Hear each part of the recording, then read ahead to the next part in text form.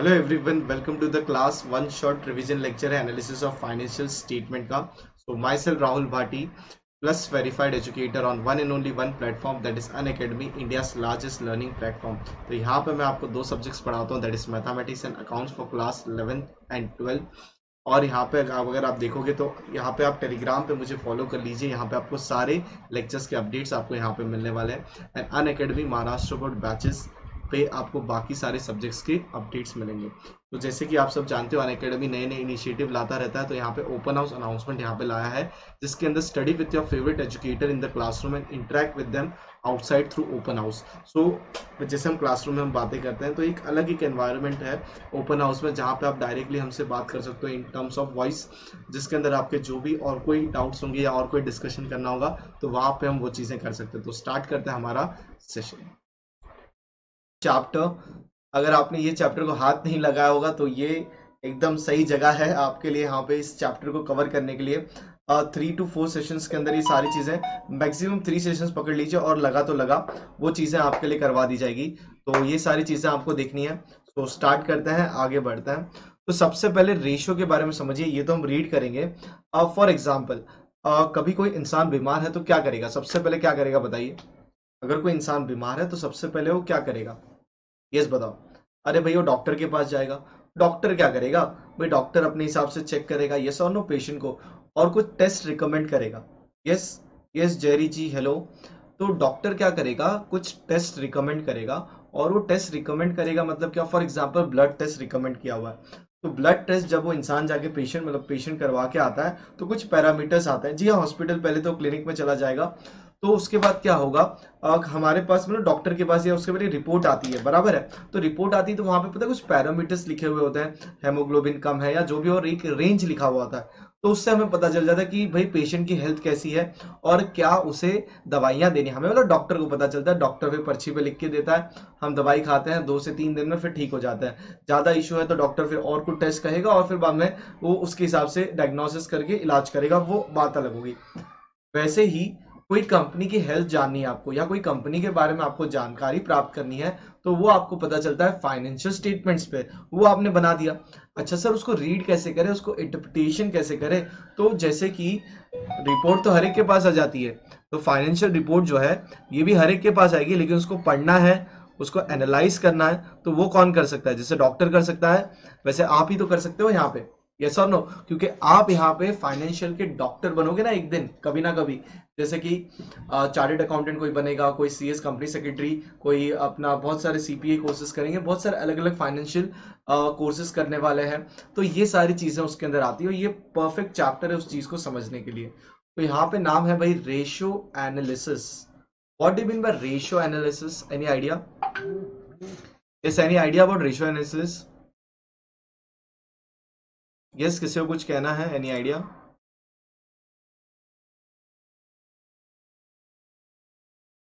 हाँ या ना?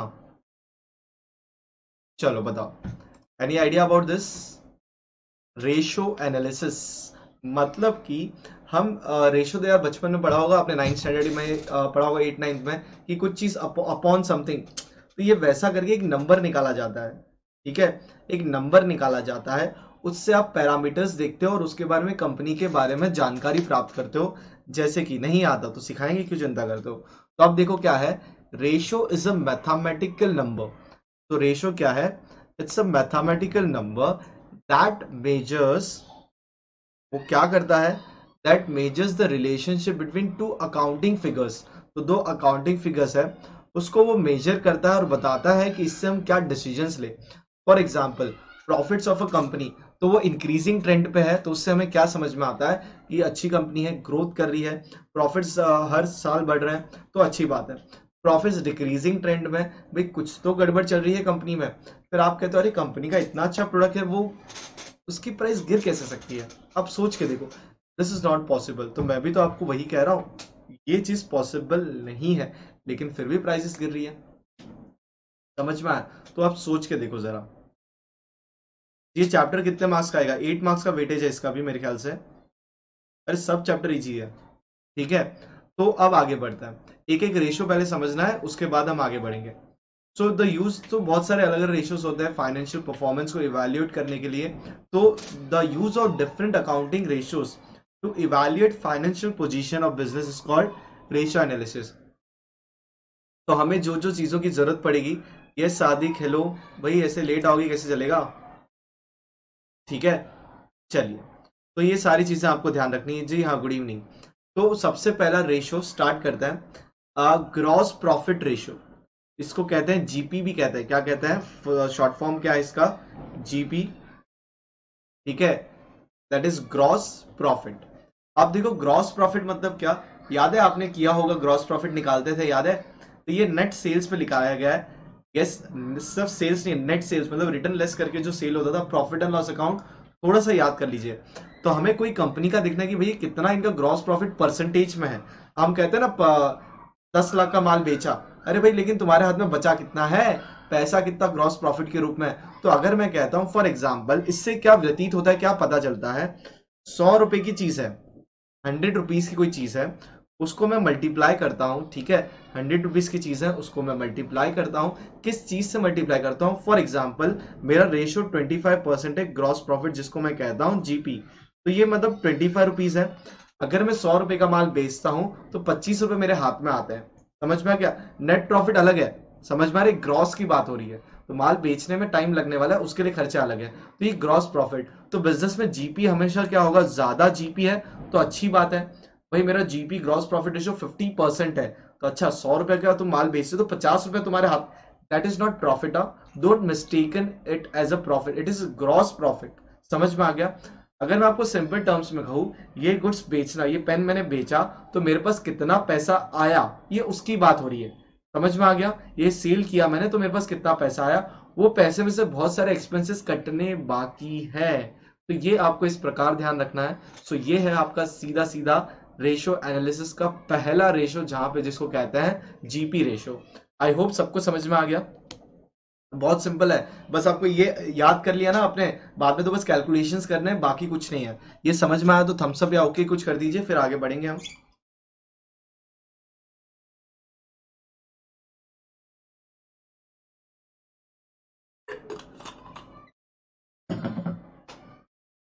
चलो आगे बढ़ते हैं। अब नेक्स्ट ये रहा operating ratio, that is operating ratio क्या है, ऑब्जेक्टिव रेशियोज क्या है, okay. This is express relation between two terms quantitative, yes तने। तो ऑब्जेक्टिव ऑफ रेशियो जरा देखते हैं, हमें ये क्यों हमें समझना है ये ratio. Ratio analysis provide financial information, हमें मिलता है फाइनेंशियल इंफॉर्मेशन मिलता है, ठीक है। हमें क्या मिलता है, फाइनेंशियल इंफॉर्मेशन मिलता है, and points out the area which require more application of arithmetic relationship to simplify the complex data, ठीक है। Following and following are the objectives of ratio. क्या क्या ऑब्जेक्टिव्स है रेशियो के, जरा ध्यान दीजिए। सबसे पहले ये रहा, ये आपको पूछ सकते हैं आंसर्स में। Ratios are helpful for comparative analysis of profitability, liquidity and solvency of the business. So business profitable है कि नहीं, business solvency के राह पे है कि नहीं, मतलब आगे चल के business की कंगालियां होने वाले पोजीशंस तो दिख नहीं रहे। जैसे हम कहते हैं ना यार हेल्थ, यस किसी का वेट कम हो रहा है, तो भाई वेट इतना कम क्यों हो रहा है, भाई टेंशन में है क्या, भाई क्या हो गया, खाना नहीं खा रहा है क्या बराबर से, तो ये हम पूछते हैं, फिक्र होती है, पहले से पता चल जाता है, तो भाई मेजर्स ले लो। समझ में आ गया मैं कहना क्या चाहता हूँ। वैसे ही कंपनी के सेल्स डिक्रीज हो रहे हैं टाइम टू टाइम, नए बायर्स नहीं आ रहे, लोग खरीद नहीं रहे उस कंपनी का माल, तो ऑब्वियस सी बात है कुछ तो गलत हो रहा होगा। तो ये चीज आपको पहचाननी है, उसके हिसाब से कंपनी में एंट्री और एग्जिट करना है। फिर next, it helps to know the changes occurring in the business, ये चेंज क्या हो रहा है, क्या नहीं हो रहा है, क्या डायनामिक्स है, प्रोडक्ट मिक्स क्या है, कंपनी क्या बेचती है, कितना प्रोडक्ट है, कंपनी के एसके यूज क्या है, स्टॉक कीपिंग यूनिट्स क्या है, कितने यूनिट्स वो एट अ टाइम अपने पास रखते हैं, जितना ज्यादा यूनिट्स रख रहे हैं पैसे रख रहे हैं। अभी आप सोचो ये पेन मेरे पास है, मैं मंगाता हूँ सेल करता हूँ, मंगाता हूँ सेल करता हूँ, पर ये बार 1 लाख यूनिट पड़े हुए हैं, तो मेरा 1 लाख रुपए पे जो मेरा कॉस्ट प्राइस लगता है, वो मेरा पैसा क्या हुआ है, अटका हुआ है पूरा का पूरा। अरे हाँ है ना, जब बिकेगा तब मुझे पैसे मिलेंगे। समझ में आए ये सारी चीजें, तो ये चीजें आपको इस प्रकार ध्यान रखनी है। नेक्स्ट ये रहा, it helps to understand whether the business unit has taken right kind of operating, investing and financing decision, कि वो जो ऑपरेट कर रहे हैं उस लेवल पे, इन्वेस्ट उन्होंने जो किया हुआ है, और जो फाइनेंशियल डिसीजंस जो ले रहे हैं, ताकि उनकी जो परफॉर्मेंस हो वो सारी की सारी सॉरी वो सारे के सारे परफेक्टली ले, और अगर वो गलत ले रहे हैं तो उन्हें पता चले और टाइमली रेक्टिफाई कर लिया जाए। तो next point, ratios are helpful for various comparison. दो है, एक intra firm comparison, intra firm comparison, और इंट्रा मतलब विद इन, कंपनी के अंदर ही। कैसा भैया? कंपनी के अंदर ही। और इंटर मतलब कंपनी के बाहर जो दूसरे फर्म्स हैं। फॉर एग्जांपल अगर मैं कहूं कोई सीमेंट बनाता है, तो दूसरी कंपनी जो भी सीमेंट बनानी, उन दोनों में यार ऑलमोस्ट सिमिलर रेशियोज आने चाहिए, क्योंकि इंडस्ट्री डिफाइन कर रहे हैं वो लोग। तो भैया दिक्कत कहाँ हो रही है? तो इस तरीके से एक दूसरे को देख के कंपनी अपना हिसाब लगा लेगी और अपने लिए डिसीजंस ले पाएगी। आई होप आपको ये सारी चीजें समझ में आ रही है। Yes, 100% clear. So moving forward, आगे बढ़ता है। Comparison between two different firms over a number of years, तो ये करना। And comparison between the two firms when particular standard for firm and industry is setup, तो ये सारी चीजें यहाँ पे आती है। उसके बाद है क्लासिफिकेशन ऑफ रेशियो। तो क्लासिफिकेशन ऑफ रेशियो में जरा क्या क्या है जरा देखते हैं। Ratios are classified into various groups based on the purpose for which ratios is computed as below. तो ratios are basically three types. ध्यान से सुनना किस किस टाइप के रेशियोज होते हैं। एक balance sheet ratio, income statement ratio, फिर है आपका कंबाइंड रेशियो। ये सारे रेशियोज मायने रखते हैं डिसीजन मेकिंग में। ये आजकल कोई आप देख रहे होंगे शार्क टैंक वगैरह, तो पूछते हैं आपका जीपी क्या है, आपके ऑपरेटिंग एक्सपेंस के रेशियो क्या है, आरओआई क्या है। Yes or no? कहीं सुना है कि नहीं आपने ये सारे शब्द? बताओ यार, यस और नो। चलो, तो ये सारी चीजें आपकी मायने रखती है। सो रेशियोज के अंदर ये एक एक चीज हम डिटेल में जाएंगे, अभी चिंता वाली बात नहीं है। तो चलिए यहाँ पे बढ़ते हैं आगे। अभी नेक्स्ट ईयर, सबसे पहले करंट रेशियो। करंट रेशियो क्या है? नाम से ही करंट एसेट हमने किया ना, हाँ, तो बस ये वही, और कुछ नहीं है। तो ये चीजें, जी हाँ। तो आप देखिए, the ratio compare the current assets with current liability. तो यहाँ पे रेशियो किसकी बात हो रही है? करंट एसेट को कंपेयर किया जा रहा है with current liability. The ideal current ratio is 2:1, which indicates that current assets are twice the current liabilities. तो इससे हमें क्या पता चलता है कि current assets are twice the current liabilities. तो रेशियो बेसिकली क्या होना चाहिए? 2:1 का अच्छा माना जाता है। समझ में आ गया? अगर मेरा 1 रुपया करंट लाइबिलिटी है, तो उसके प्रति मेरे पास क्या है? 2 एसेट, मतलब 2 गुना एसेट है। लॉजिक समझ में आ गया? अगर 100 रुपए की मेरी लाइबिलिटी, करंट लाइबिलिटी, तो मेरे पास 200 रुपए है। दैट इज, इस तरीके से आप टर्म कर सकते हो। अच्छा सर, करंट एसेट में क्या क्या आता है? पूरा लिस्ट ये रहा। सर जी, करंट लाइबिलिटीज में क्या क्या आता है? पूरा लिस्ट ये रहा। तो जब कभी भी आपको रेशियो निकालना हो, तो आपको ये सारी चीजों को प्लस करना है। और ये सारी चीजें आपको ऑलरेडी पता है कौन सी चीजें हैं, जरा चेक कीजिए। Sunday debtors, loose tools, bills receivable, cash and bank balance, investment in marketable security, short-term loans and advances, stock and inventories, prepaid expenses, ये सारी चीजें करंट एसेट के अंदर आती है। इनको आपको इंक्लूड करना है और न्यूमरेटर में लिखना है। जो भी क्वेश्चन में डेटा आपको दिया होगा उसके हिसाब से ये सारा काम होता है। फिर आपके पास नेक्स्ट है करंट लाइबिलिटी इंक्लूड। इसके अंदर क्या क्या होता है जरा देखिए। सन्डी creditors, bills payable, bank overdraft, income received in advance, short term loan, provision for taxation, outstanding expenses and unclaimed dividend. तो ये सारी की सारी चीजें यहाँ पे आपके लिए आ जाती है। तो आई होप ये सारी चीजें आपको समझ में आ रही है। इसी के साथ हमने पहला रेशियो कंप्लीट कर लिया है, that is your current ratio. I hope this is clear. और जीपी हमने कंप्लीट किया, that is gross profit upon net sales into 100, काम खत्म। करंट रेशियो, जो भी करंट एसेट्स है अपॉन करंट लाइबिलिटी, ये आपको क्या पता चलेगा? Current ratio. और आइडल सबसे अच्छा करंट रेशियो क्या है? 2:1। तो ये आपको यहाँ पे समझने में आ गया। जैसे कहा था ब्लड रिपोर्ट में स्टैंडर्डाइज है, इतना होगा तो भाई इंसान हेल्दी है। तो ये वैसे ही कंपनी के बारे में 2:1 हो तो कंपनी की करंट रेशियो बराबर है, नहीं है तो उसे सुधार लीजिएगा। तो ये करंट रेशियो हमने कंप्लीट किया। नेक्स्ट है liquid ratio, quick ratio, acid test ratio. ये सारे के सारे सेम है। घर पे से नाम होता है ना, छोटू, चिंटू, यस और नो, जैसे किसी के नाम होते हैं ना पेट नेम्स, तो वैसे ये सारे के सारे एक ही मतलब है। लिक्विड रेशियो क्यों ना हो, क्विक रेशियो क्यों ना हो, और एसिड टेस्ट रेशियो क्यों ना हो, ये सारे के सारे एक जैसे ही हैं। चलो, किसी कुछ डाउट यहां तक? किसी कुछ कहना है? यस बताओ यार, फटाफट बताइए। I hope this is clear. यहां तक समझ में आया सबको? The ratio of quick asset to current liability is called quick ratio, और एसेट रेशो टेस्ट। तो पहले इसको देखते हैं क्या है। क्विक रेशो या the ratio quick asset to current liability. Yes, क्या बात है। इट्स कॉल्ड क्विक रेशो, मतलब ये फटाफट, क्विक मतलब ना asset test ratio, liquid ratio मतलब फटाफट वाला काम है यहाँ पे।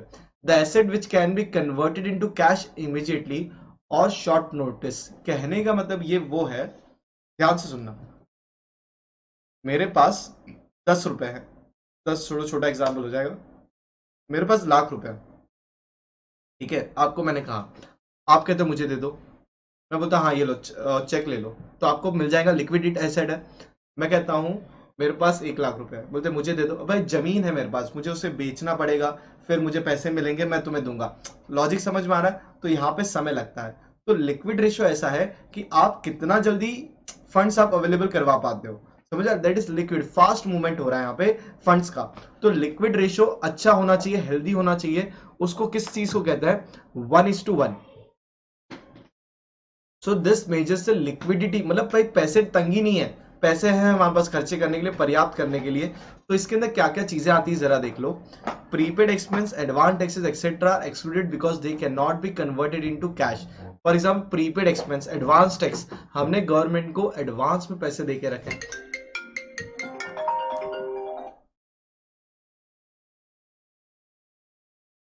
ठीक है। हमने क्या है, गवर्नमेंट को एडवांस पैसे देके रखे हुए इन फॉर्म ऑफ टैक्सेस, तो वो पैसे हमने भर के रख दिए, हाँ या ना। अब पैसे हमें मिलेंगे क्या? भाई समय है, हमें मिलेंगे, लेकिन भाई वापस से टैक्स के साथ एडजस्ट होगा, हमें पैसे मिलने वाले नहीं है। तो उसको आप कन्वर्ट नहीं कर सकते, इसको उसके लिए लिखो मत, प्रीपेड एक्सपेंसेस। चलो, तो अब दूसरी चीज यहां पे ध्यान दो, फिर है आपका आइडल क्विक रेशियो। अब आइडल क्विक रेशियो क्या है? यस, आइडल क्विक रेशियो ये हो गया। चलो, अब यहाँ पे देखो आइडल क्विक रेशियो मैं आपको क्या समझा रहा हूँ, सेम है, कुछ नहीं है, बात वही है। दूसरा था आपका प्रीपेड। भाई मैंने टाटा स्काई का रिचार्ज करवा दिया साल भर का, अब मैं उनको फोन करता हूँ, भाई मुझे सर्विस यूज नहीं करनी, मुझे पैसे दे दो। मिलने वाले हैं क्या? सॉरी, आपको पैसे मिलने वाले नहीं है, इट इज नॉट रिफंडेबल। तो ऐसे ही कुछ खर्चे होते हैं जो हमने इंटरनेट का साल भर का पैसा भर दिया, हाँ या ना।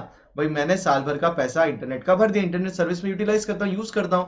भाई क्या करोगे? मजा करो बैठ के, पैसे तो मिलने वाले नहीं है, तो उसको इंक्लूड करना नहीं है। सो आप देखो करंट एसेट में से क्या क्या हटाना है। स्टॉक एंड प्रीपेड एक्सपेंसेस, क्योंकि स्टॉक में बेचूंगा तो पैसे आएंगे ना, तो क्विक थोड़ी है पूरा स्टॉक मेरा बिक जाएगा क्या? तो ये लिक्विड एसेट के लिए माइनस करना है। तो अगर मैं आपको कहूं, ये वाला जो था ना, ये सेम है, लेकिन करंट एसेट्स में से कुछ चीजें आपको लेनी नहीं है, करंट एसेट्स में से कुछ चीजें आपको इंक्लूड करनी नहीं है। तो चलिए आ जाइए यहाँ पे। तो liquid assets upon quick asset, तो मतलब कहने का मतलब ये है कि भाई क्या क्या चीजें गायब करोगे। तो लिक्विड एसेट में क्या क्या आता है? कैश बैलेंस, जो आपके पास रेडीली कैश है। बैंक बैलेंस, जो आपके बैंक में पड़ा हुआ कभी भी निकाल सकते हो। स्टेटस, भाई फोन किया, भाई पैसे ला के दे दो हमको, हमें जरूरत है भैया, ज्यादा आपको क्रेडिट नहीं दे पाएंगे, तो वो एक टाइम होता है, 10 दिन 15 दिन में सारा पैसा रिकवरेबल हो जाएगा। बिल रिसेबल, अगर आपको बिल रिसेबल है, आप मार्केट में जाके क्या कर सकते हो? अरे भाई आप मार्केट में जाके क्या कर सकते हो? बिल देगे और cash, market in the sense sorry, bank में जाके डिस्काउंट करवा सकते हो, किसी को एंडोर्स कर सकते हो। मार्केटेबल सिक्योरिटीज, शेयर मार्केट में बेच सकते हो, शेयर्स कुछ है या जो भी मार्केटेबल है, तो ये सारा लिक्विड फंड्स है। तो कहने का मतलब ये है, आपके पास ये सारी चीजें लिक्विडिटी फॉर्म में अवेलेबल हो जाती हैं। समझ में आ गया? जितना जल्दी आप कन्वर्जन कर सकते हो अपने पैसों को, ये कहा जाता है लिक्विडिटी रेशियो के मामले में। तो लिक्विडिटी रेशियो में करंट लायबिलिटी में क्या क्या आता है? बैंक ओवरड्राफ्ट और एडवांस रिसीव को लेस करना है। समझ में आ गया? और फॉर्मूला ये रहा, that is liquid assets upon quick asset, ये दोनों सेम है, अपॉन करंट लायबिलिटीज। तो जो वर्ड यूज करें आप आराम से डिसाइड कर लीजिएगा।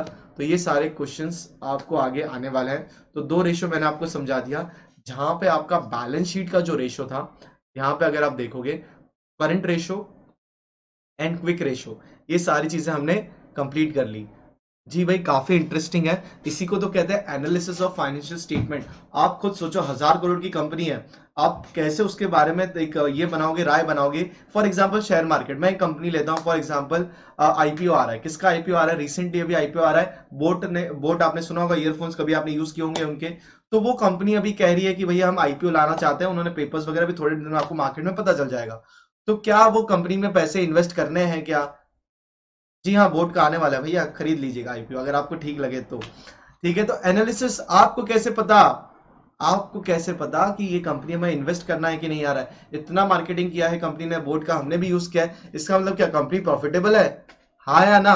We have to find out yes or no. Company के रिस्क क्या है, रिस्क पैरामीटर्स क्या है, बोर्ड को उनके कॉम्पिटिटर्स कौन कौन है समझ में आ रहा है कि नहीं आ रहा है, कौन सी कंपनी आगे चली जाएगी, रिस्क ही तो है भैया। कौन सा बिजनेस कब बंद हो हमें पता नहीं है। समझ में आ गया? रिलायंस की जब हम बात करते हैं, एक नाम आता है दो भाइयों का, एक है मुकेश अंबानी जी और दूसरी तरफ है अनिल अंबानी जी। तो उनको तो काफी लॉस हुआ बिजनेस में, तो भैया जिन्होंने शेयर्स खरीदे थे उनके तो लॉस भी हो गए। वो वाले शेयर्स कौन से? अनिल अंबानी जी के शेयर्स, जो कंपनी के शेयर्स खरीदे थे। तो भैया ऑब्वियस सी बात है, तो ये रिस्क है।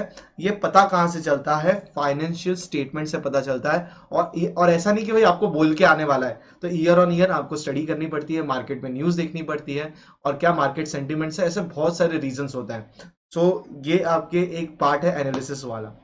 आई होप आप ये सारी चीजें समझ रहे हो। उसके बाद है रेशो, जो है इनकम स्टेटमेंट रेशो, जो है आपका, जी भैया रिस्क है तो इश्क है। तो नेक्स्ट है आपका रेशो, इन इनकम स्टेटमेंट रेशो। तो ये सारी चीजें आपको ध्यान में रखनी है। तो जब कभी भी आप शेयर मार्केट में इन्वेस्ट करते हो तो आपको ये रेशियोज का नॉलेज होना बहुत जरूरी है। उसके हिसाब से आप बता सकते हो कि कंपनी का आरओआई क्या है, ठीक है, रिटर्न ऑफ कैपिटल एम्प्लॉयमेंट क्या है, वो इंडस्ट्री में कैसा परफॉर्म कर रही है। ऐसे बहुत सारे पैरामीटर्स होते हैं, उनमें से कुछ आप पढ़ रहे हो, ये बहुत कम है हाँ? ऐसा नहीं कि भाई ये पढ़ लिया मतलब शेयर मार्केट में इन्वेस्ट कर, नहीं भैया बिल्कुल भी नहीं। ये शेयर मार्केट का ज्ञान बिल्कुल भी नहीं है, मैं बस आपको एग्जाम्पल पॉइंट ऑफ व्यू बता रहा हूँ इसका यूजेस क्या क्या है। उसके बाद नेक्स्ट है आपका जीपी रेशो, जो हमने थोड़ी देर पहले पढ़ा। ये मेन क्लासिफाई होता है इनकम स्टेटमेंट रेशो में। वहां पे आता है ऑपरेटिंग एक्सपेंसेस रेशो, फिर है net profit ratio. I hope ये सारी चीजें आपको समझ में आ गई। तो चलिए अब जरा ग्रॉस प्रॉफिट रेशो की बात करते हैं, that is GP ratio. This ratio measures relationship between GP and net sales. तो ये हमने ऑलरेडी किया हुआ है। तो ये देखो, ये किसके अंदर क्या क्या आता है वो चीजों की बात हो रही है। तो ये आपने देखा,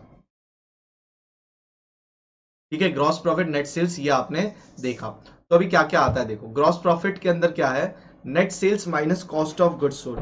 अच्छा सर ये सीओ, इसको कहते हैं सीओजीएस, शॉर्ट फॉर्म में COGS, cost of goods sold. इसके अंदर क्या क्या आता है? सबसे पहले opening stock plus purchase less direct expenses और लेस क्लोजिंग स्टॉक। तो कॉस्ट ऑफ गुड्स मतलब फॉर एग्जांपल मैंने 100 रुपए का माल बेचा, तो उसको बनाने के लिए कितना पैसा लगा?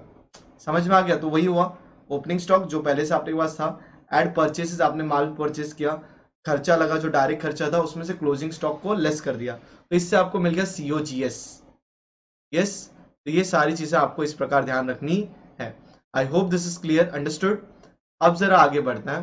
फिर आपके पास नेट सेल्स, जिसकी मैं बात करता हूं, जो कि होगा आपका कॉस्ट ऑफ गुड्स सोल्ड। ये आपको फॉर्मूला पता चल गया, opening stock purchases direct expense less closing stock. Net sales भैया ये तो सिंपल है, सेल्स माइनस सेल्स रिटर्न। समझ में आ गया? तो ये चीजें आपको इस तरह ध्यान रखनी है। चलो सबको समझ में आ गया? I hope this is clear. चलिए, formula GP upon net sales, तो ग्रॉस प्रॉफिट कितना है मल्टीप्लाई बाय 100। तो ये आपका पहला रेशो, ये हमने पहले भी हमने देखा। ये कहां पे आपको मिलता है? इसके और भी नाम है, टर्नओवर और मार्जिन रेशो। क्या नाम है इसके? टर्नओवर और मार्जिन रेशो। ये सारी चीजें आपको यहाँ पे ध्यान रखनी है। अगर ये कंप्लीट हो चुका है तो भाई फटाफट ओके कर दीजिए, फिर आगे बढ़ते हैं, नेक्स्ट रेशो भी लेंगे। अब ये दो कंप्लीट करेंगे तो काफी सारा चीज हो जाएगा हमारा। ऑपरेटिंग रेशो मतलब ऑपरेटिंग एक्सपेंस। तो expenses are divided into two things, first is operating and next is non operating. कोई मुझे बताएगा ऑपरेटिंग और नॉन ऑपरेटिंग में क्या फर्क है? यस, कोई बताएगा ऑपरेटिंग एंड नॉन ऑपरेटिंग में क्या फर्क है? चलो बताइए, is there any difference?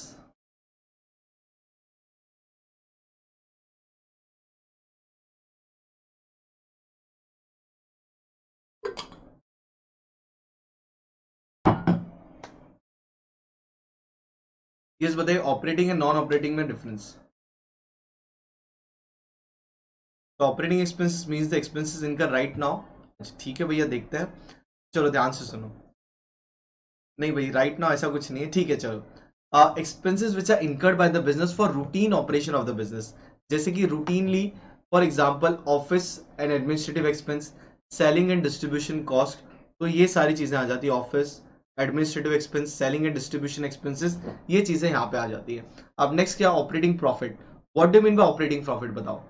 That is gross profit में से आप ऑपरेटिंग एक्सपेंस निकाल लो, तो आपको ऑपरेटिंग एक्सपेंसेस में ऑपरेटिंग का क्या मिलेगा? प्रॉफिट मिलेगा। मतलब कि ध्यान से सुनना, 100 रुपए का हम माल बेचते हैं, दैट इज सेल्स हो गया, उसमें से आपको क्या gross profit, for example ratio आपका 25% है, तो आप इस पे 25% निकालोगे तो आपको क्या मिलेगा? 25 रुपया मिलेगा।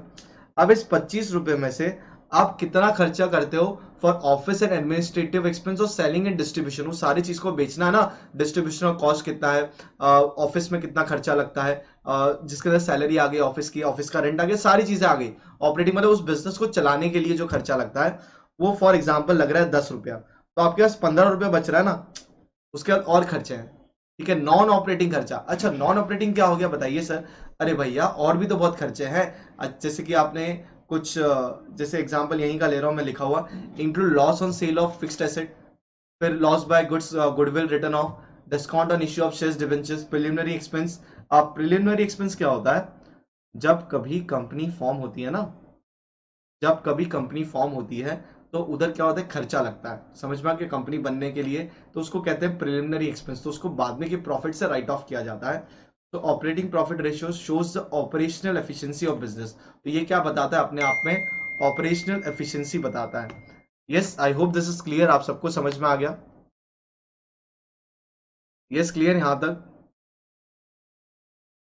Yes, I hope this is clear. Yes,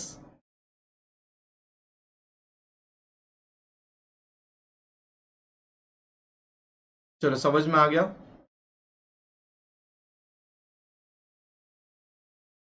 चलो, तो अब बात करते हैं यहाँ पे, operating ratio shows the operational efficiency of the company. तो ये रेशियो जितना कम होगा उतना अच्छा। ऑपरेशन में खर्चा, अगर यार माल बेचने के लिए इतना खर्चा करोगे तो बचेगा क्या? समझ में आ गया? तो ये सारी चीजें इस प्रकार है।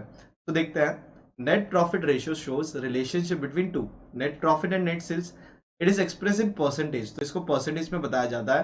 तो देखते हैं नेट प्रॉफिट रेशियो, तो नेट प्रॉफिट की बात करें तो net profit upon net sales. Gross profit की बात करें, ग्रॉस प्रॉफिट रेशियो वो क्या था?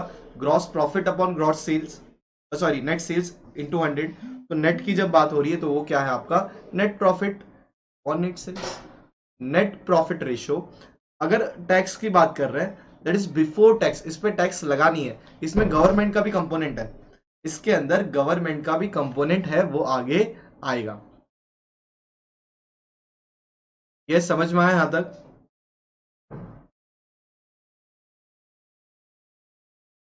चल, ये कुछ रेशियोज जो हमने अभी चालू किए।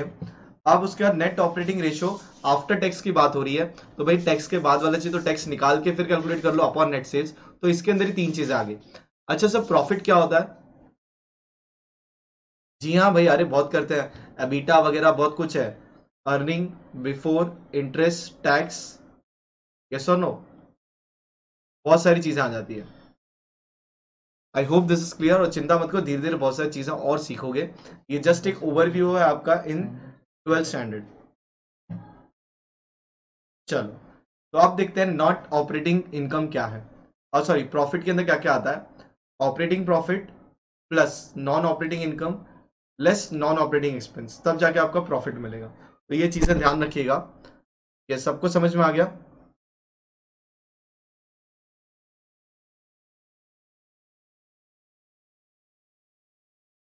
Yes, clear?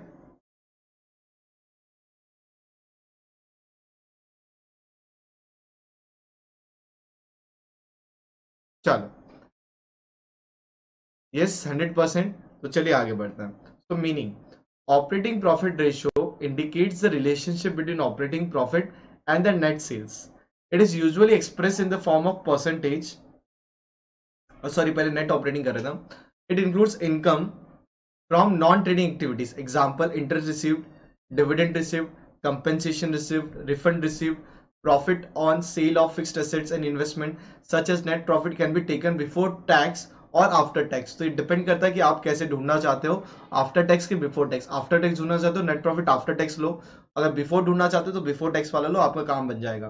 तो main purpose of this ratio is to understand return on investment, मतलब कि मैं अगर 100 रुपया लगाता हूं कोई बिजनेस में, ठीक है, तो मुझे कितना रिटर्न मिलता है। तो 100 रुपए पे अगर मुझे 10 रुपए मिल रहा है तो मुझे 100 कमाने के लिए कितना लगाना पड़ेगा, 1000 लगाना पड़ेगा। तो ये ऐसा ही रेशियो वर्कआउट होता है। ये समझ में आया सबको, हाँ या ना? Yes, clear. चलो क्या बात है। तो अब आगे बढ़ते हैं next year. Operating profit ratio includes the relationship between operating profit and the net sales. It is usually expressed in the form of percentage and is also known as net operating profit ratio. इसको और क्या कहते हैं? Net operating profit ratio. तो सबको समझ में आया यहां तक? Yes or no? चलिए, अब फॉर्मूला ये रहा, operating profit that is operating profit upon net sales upon 100, sorry multiply by 100। अब where OP is what, operating profit कहां से मिलेगा? ये आपने पहले किया हुआ है, ग्रॉस प्रॉफिट में से ऑपरेटिंग एक्सपेंस निकाल लो। नेट सेल्स क्या है? सेल्स रिटर्न और क्या है? अलावेंस। थोड़ा सा याद करना पड़ेगा कि समझ लीजिए फॉर्मूला जैसा, बाकी तो सारी चीजें आगे और आसान बनती रहेगी धीरे धीरे। ठीक है, आई होप दिस क्लियर, अंडरस्टूड, सबको समझ में आ गया। अब नेक्स्ट देखते हैं ऑपरेटिंग रेशियो क्या क्या आता है इसके अंदर। तो ऑपरेटिंग रेशियो के अंदर क्या क्या है? Cost of goods sold plus operating, अभी इसका ब्रेकअप है, that is opening stock plus purchases add wages less closing stock, तो सीओजीएस मिलेगा। ऑपरेटिंग एक्सपेंसेस तीन तरीके से आ गए यहाँ पे, एक ऑफिस एंड एडमिनिस्ट्रेशन, उसके बाद सेलिंग एंड डिस्ट्रीब्यूशन, तीसरा फाइनेंस। फाइनेंस तो बैकबोन है ना, excluding interest and loans on advances. और यहां पे नेट सेल्स में से sales minus return minus allowance, ये चीजें आपको ध्यान रखनी। चलो, I hope this is perfectly fine. इससे कुछ डाउट है तो बता दीजिए।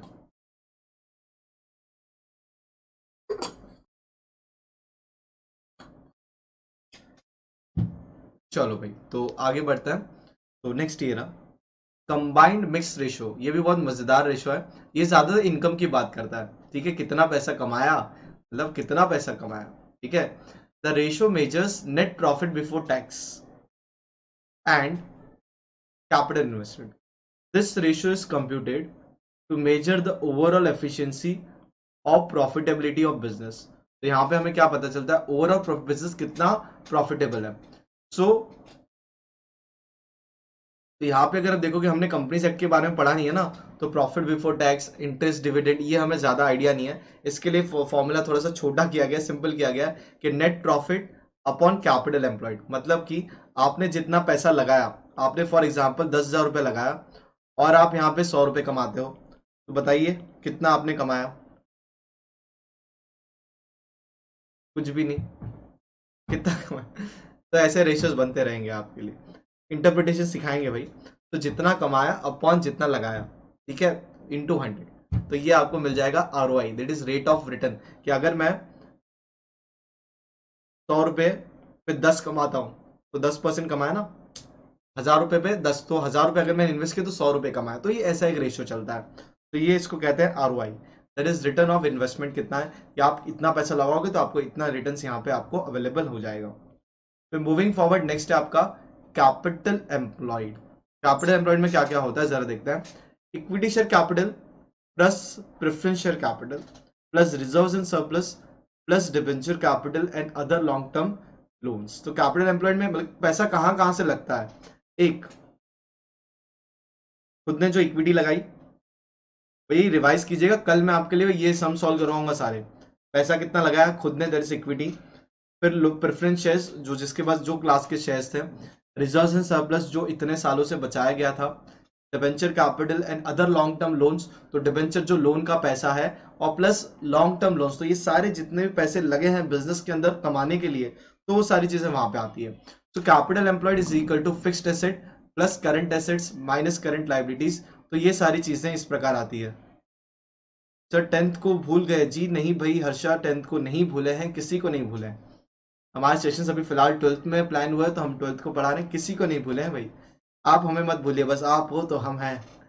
चलो, तो आगे बढ़ते हैं। The ratio indicates the ability of a company to generate the profit per rupee of capital employed, मतलब पर रुपी कितना पैसा कमा रही है कंपनी, तो इसको ये कहते हैं। So return on capital employed ये रहा, net profit before interest and tax upon net capital employed upon equity. तो यहाँ पे आ गया आपका total assets minus current liability और fixed asset plus current liability minus current asset. तो ये दोनों में से कोई भी यूज कर सकते हो, डिपेंड अपॉन अवेलेबल डेटा। तो this ratio indicates when the share holders fund are efficiently use और नॉट। तो ये रेशियो ज्यादा होना चाहिए, तभी तो ज्यादा कमा रहे हैं ना, ये और नो, तो ये ऐसा मामला होता है पूरा। So I hope this is clear, आप सबको समझ में आ गया। यस क्लियर, यहां तक समझ में आ गया सबको। चलो ये हर्षा, मैं वही कह रहा हूँ, अभी 12th में सेशंस प्लान्ड है, तो नेक्स्ट मंथ आपके लिए कुछ ना कुछ लेक्चर्स लूंगा मैं 10th के भी, ठीक है। चलो, तो ratio should be higher than ROI. तो रेशियो जो होता है यहाँ पे, it should be higher than ROI, simple सी बात है। तो ये फॉरवर्ड स्टार्ट करते हैं आज का जो एजेंडा है हमारा, जिसके लिए हम सब लोग यहाँ पे मिले हैं। पहले तो भाई अटेंडेंस दे दीजिए, कौन कौन यहाँ पे आ चुका है। चल, तो मूविंग फॉरवर्ड आगे बढ़ते हैं। तो सबसे पहले यहाँ पे देखिए हमारे पास क्वेश्चन है, ये आपका टेक्स्ट बुक का ही क्वेश्चन है। सबसे पहले बैलेंस शीट रेशियो आपको पूछा गया है, तो क्या चीजें जरा देखते हैं। A company has following capital assets and current liabilities. तो हमें करंट एसेट दिया हुआ है, यस शिवम हेलो। हमें दिया हुआ है यहाँ पे, बता दीजिए क्या है। करंट एसेट दिया हुआ है, करंट लाइबिलिटीज दिए हुए हैं, यस तनय हेलो हाय। ये सारी चीजें हैं, हमें कैलकुलेट करने को कहा गया है करंट। यस अभिषेक, वेलकम वेलकम एवरीवन। हमें यहाँ पे करंट रेशियो कैलकुलेट करने को कहा गया है। तो current ratio is nothing but, current ratio में कुछ नहीं तो क्या होता है, that is equal to current liabilities, मतलब current assets upon current liabilities. तो ये रेशियो है हमारे पास। तो हमें यहाँ पे पहले तो चाहिए टोटल करंट एसेट्स कितने हैं, टोटल करंट लाइबिलिटीज कितनी है। तो रेडी हो सब लोग, चलो तो स्टार्ट करते हैं, आगे बढ़ते हैं। तो सबसे पहले अगर मैं बात करता हूं यहाँ पे, दैट इज करंट एसेट्स की।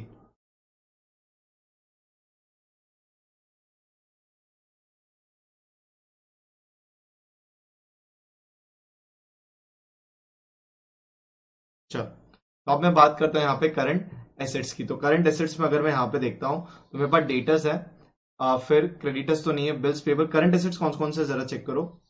करंट एसेट्स है मेरे पास, डेटर्स है, फिर स्टॉक है, लूज टूल्स है, ठीक है, तीन चीज है। बैंक ओवरड्राफ्ट, ये सारी चीजें लाइबिलिटी में आता है। तो सबसे पहले टोटल करंट एसेट्स कैलकुलेट कर लेते हैं। तो current assets is equal to, current assets is equal to क्या क्या है जरा देखिए। एक तो है सबसे पहले डेटर्स, फिर है दूसरा स्टॉक, फिर है दूसरा लूज टूल्स, ठीक है।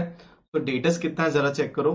तो डेटर्स के मामले में ये रहा, डेटर्स है हमारे पास 60,000, तो यहां पे लिखते हैं 60,000 प्लस स्टॉक। स्टॉक कितने का है भाई, 30,000। बहुत सिंपल सा सम्स है, ऐसे ही काफी सारे सम्स आज के सेशन में होने वाले हैं। तो डेटर्स इज 6,000, फिर आपके पास है स्टॉक 3,000, लूज टू, अच्छा सॉरी डेटा 60 है, एक मिनट, स्टॉक हो गया। फिर आपके पास लूज टूल्स, लूज टूल्स कितना है भाई, 10,000। तो ये सारी चीजें यहाँ पे बकायदा हमने पास कर ली है। सो मूविंग फॉरवर्ड आगे बढ़ते हैं। करंट एसेट हो गया, अब करंट लाइबिलिटीज की बारी। क्या क्या चीजें करंट लाइबिलिटीज में आती है,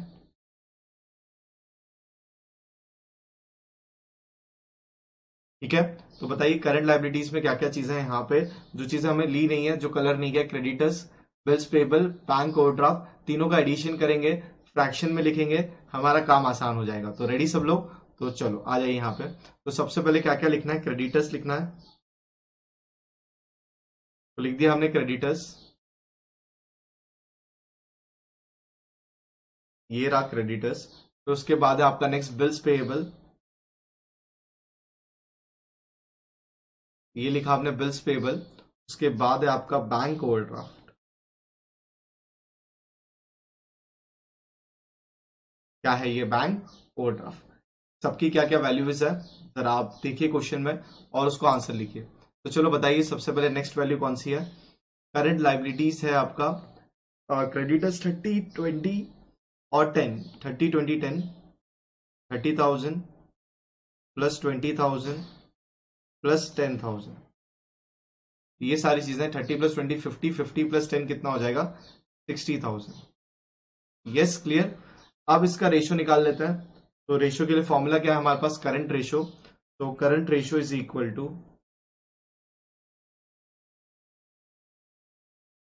current ratio is equal to current assets upon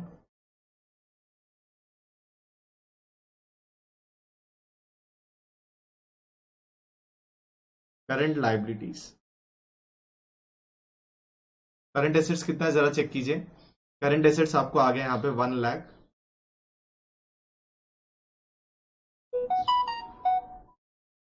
जी वो भी ले लेंगे शिवम, चिंता क्यों करते हो, एक सेशन उसका भी हो जाएगा। तो ये चीजें कीजिए डिवाइड, तो ये मिल जाएगा आपको 10/6, और ये हो गया 5/3। तो 5:3 यहाँ पर क्या बन रहा है, करंट रेशियो। तो फटाफट ये सारी चीजें ले लीजिए, अगर यहां तक क्लियर है तो मुझे बता दीजिएगा, उसके बाद हम आगे बढ़ेंगे और अगला लेंगे यहाँ पे। चलो ये सबको समझ में आ गया किस प्रकार ये सारी चीजें हमने करी अभी।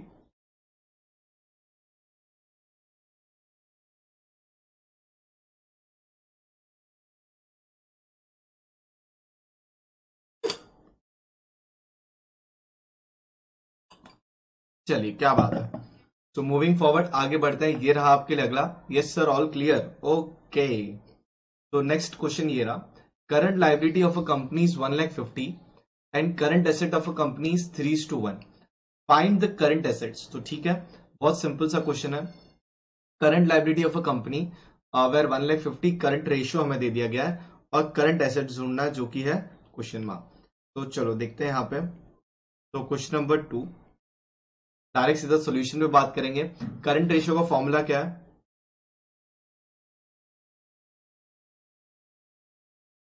जी कर दीजिए। Current ratio is equal to current assets upon current liabilities. Current asset कितना है, दैट इज हाउ मच, हमें वही तो ढूंढना है। तो current assets is question mark upon current ratio, आपको कितना है बताइए, जो हमें दिया हुआ है that is what, how much, 3:1। ये रहा ना, 3:1। तो क्रॉस मल्टीप्लाई करके आंसर आ जाएगा। करंट लाइबिलिटी हमारे पास है 3:1, और करंट लाइबिलिटी हमारे पास 1,50,000। तो करंट एसेट्स क्या है, 3 गुना ज्यादा। मतलब अगर करंट लाइबिलिटीज 1 है तो उसका 3 गुना क्या है भाई, आपका करंट लाइबिलिटीज है, और सॉरी करंट एसेट्स है। तो ये इस तरीके से यहाँ पे चल रहा है। तो therefore current assets is equal to, तो therefore current assets is equal to 1,50,000 multiply by 3, that is how much, 4,50,000। 4.5 lakh रुपए आपका यहाँ पे करंट एसेट्स के रूप में आने वाला है।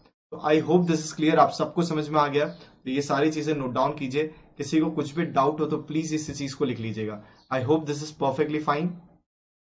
चल, यस क्लियर, यहां तक समझ में आया।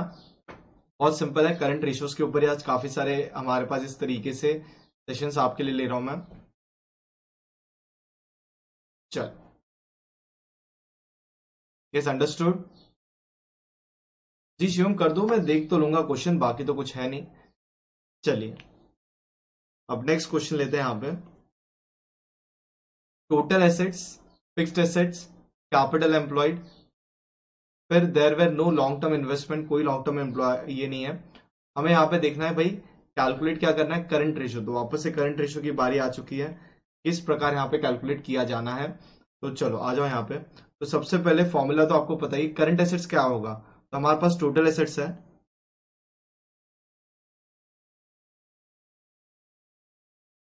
That is how much, 2,20,000। फिर हमारे पास है फिक्स्ड एसेट, दैट इज ₹1,00,000। समझ में आया, टोटल एसेट्स मैंने लिख दिया, फिक्स्ड एसेट्स मैंने यहाँ पे लिख दिया। अब कैपिटल एम्प्लॉयड,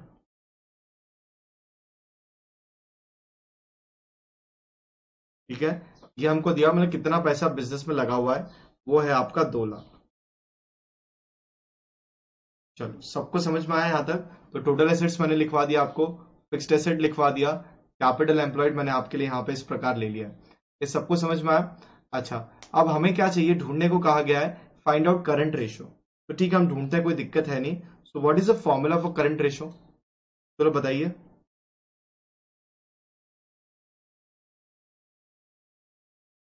करंट रेशो के क्या आ जाएगा, बोले यार। करंट रेशो का फॉर्मूला क्या आ जाएगा? Current ratio is equal to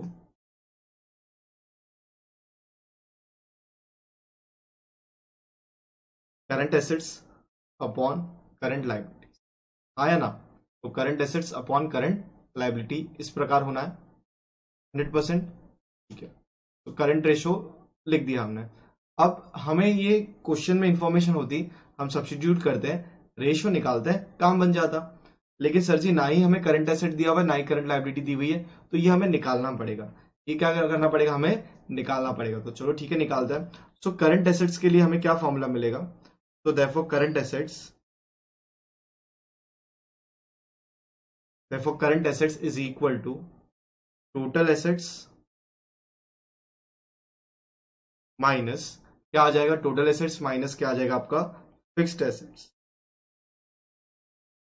total assets कितना है, 1 लाख, माइनस फिक्स्ड एसेट कितना है जरा बताओ, that is your, sorry, total assets कितना है, 2,20,000 है, माइनस फिक्स्ड एसेट है आपके 1 लाख। तो ये कितना हो जाएगा, जरा चेक कीजिए।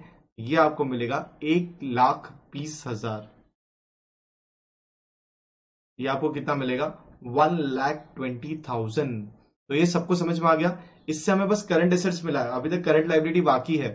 एनी आइडिया किसी को करंट लायबिलिटी कैसे ढूंढेंगे हम? Yes, any idea about current liability कैसे ढूंढेंगे? चलो अगली स्लाइड में ही करता हूं। यस, बताइए करंट लायबिलिटी कैसे ढूंढेंगे, how we are going to find this current liability? चलो, एनी आइडिया? तो therefore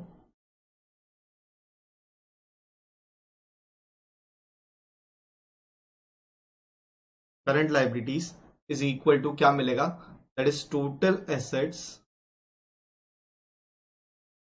minus capital employed. Total assets कितना है, यस बताओ, बिजनेस के टोटल एसेट्स कितने थे? तो चेक करो, total assets were how much, 2,20,000। तो यहां पे लिखिए, और ये नई नई चीजें लिख के रखिए, 2,20,000 इतना एसेट है। कितना पैसा लगाया है, जिसको कहते हैं कैपिटल, कितना पैसा यहाँ पे लगाया है कैपिटल के रूप में, 2 लाख। तो आपको मिल जाएगा 20,000, आपको मिल जाएगा करंट लायबिलिटी। अब आपके पास करंट एसेट्स भी है, और आपके पास क्या है, करंट लायबिलिटी भी है। तो करंट एसेट्स करने पे दोनों चीजें हमारे पास अवेलेबल, अभी देखो बस वैरायटी है भाई। सॉल्व आपने ऑलरेडी कर लिया है, फॉर्मूला आपको क्लियर है। करंट एसेट के लिए फॉर्मूला, करंट रेशियो के लिए फॉर्मूला क्या है, करंट एसेट अपन करंट लायबिलिटी। अब ये तो क्या चल रहा है भाई, सब चीज तो लास्ट में थोड़ी कुछ अलग करेंगे, चीजें एग्जैक्टली वैसी की वैसी चल रही है। आपको बस अलग अलग तरीके से ढूंढना है, और उस चीज को क्या करना है, लिखना है। So therefore current ratio is equal to current assets upon current liabilities. तो ये कितना हो जाएगा, करंट एसेट कितना था, 1,20,000। ये यहां से लेंगे, तो नीचे आके लिखते हैं, that is 1,20,000 upon current liability कितना है, दैट इज 20,000। इसको डिवाइड करो 6 जा, तो आंसर क्या बन रहा है आपका, सीधा सीधा 6:1। सो करंट रेशियो कितना है, सॉरी, करंट रेशियो, हाँ जी हाँ, करंट रेशियो कितना है, 6:1। तो यही चीज आपको ढूंढनी थी, ये चीजें यहाँ पे आपके लिए ढूंढ ली गई है। आई होप दिस इज क्लियर। फटाफट इस चीज को लीजिए, सॉल्व कीजिए, और किसी को कुछ भी डाउट हो तो प्लीज मुझे बता दीजिएगा। आई hope this is perfectly fine. Yes, understood, सबको समझ में आ गया। चलो जल्दी से चेक कीजिए फटाफट, उसके बाद हम आगे बढ़ेंगे।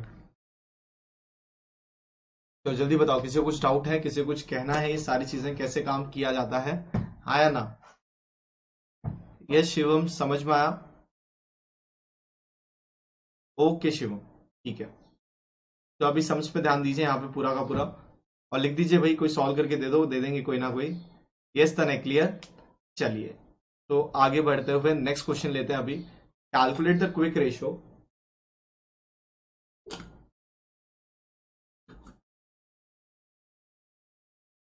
नेक्स्ट ये रहा, क्विक रेशियो कैसे कैलकुलेट करें। वर्किंग कैपिटल 50,000 है, फिर आपके पास है करंट एसेट 60,000, फिर आपके पास है स्टॉक 10,000, फिर आपके पास है प्रीपेड एक्सपेंसेस 4,000। तो इस चीज को हमें सॉल्व करना है, कैसे करना है, क्या करना है, देखते हैं। So working capital 50,000, quick ratio. पहले तो मुझे फॉर्मूला बताइए क्विक रेशियो का, कोई बताएगा? Any idea about quick ratio का फॉर्मूला? तो जल्दी बताइए क्विक रेशियो का formula. What do you mean by quick ratio, क्या क्या चीजें हैं यहाँ पे? क्विक रेशियो का फॉर्मूला बताइए। यस शिवम जी, तने बताओ। यहाँ पे क्वेश्चन तो ठीक है, साइड में रखो, पहले मुझे क्विक रेशियो का फॉर्मूला चाहिए।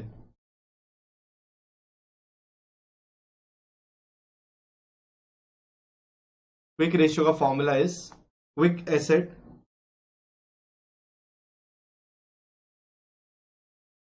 Upon quick liabilities.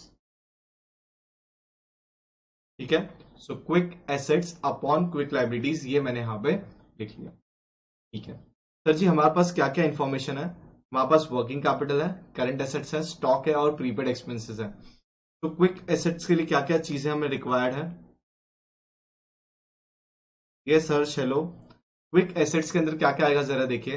यहाँ पे लिखा है मैंने क्विक एसेट्स, दैट इज उसके अंदर है करंट एसेट।